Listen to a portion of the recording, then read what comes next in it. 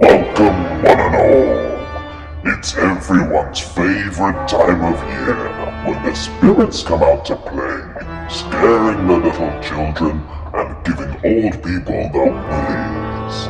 That's right, it's Halloween. We are going to take a look at some of the spookiest games around to make your Halloween as terrifying as can be.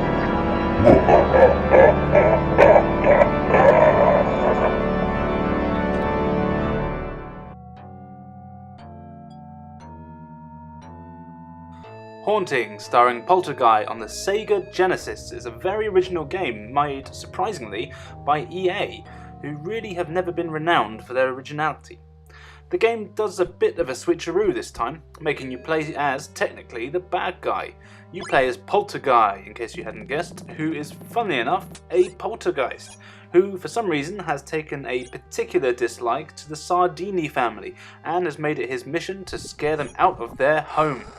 In order to do this, you must use your poltergeist powers and possess various objects throughout the house, scaring each member of the family until they flee the house in sheer terror. You complete the level when you've scared all of the Sardinis out of the house, one by one. The game has a really good sense of humour and is a lot of fun visiting all of the rooms in the houses to see what objects they have to scare the wits out of the family. And there are a surprising amount of different things you can do, from simple plate tossing in the kitchen to making pools of blood appear on the floor in the study, and then making monsters appear in any matter of inanimate object.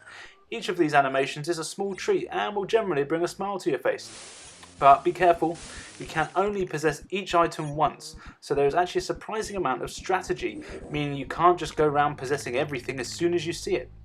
You also have to take into account the location, as you need to chase the family out of the house. Simply making them run back and forth between two rooms won't get you anywhere. Some of the scares in the game are actually pretty dark as well. Some of them have dead bodies falling out of cupboards and pictures of nice housing estates turning into flaming infernos.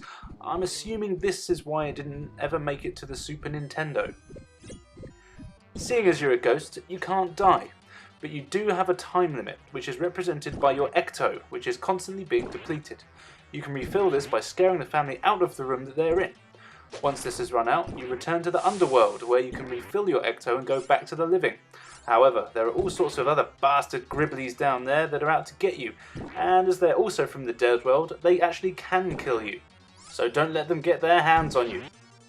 Controlling Guy is nice and easy, with only one button that you really need to worry about, and that's the button that lets you possess things. You can also set up traps and hide in gifts, but it's not that essential to completing the game. You can occasionally get stuck in the scenery, but it doesn't really take away from the game at all.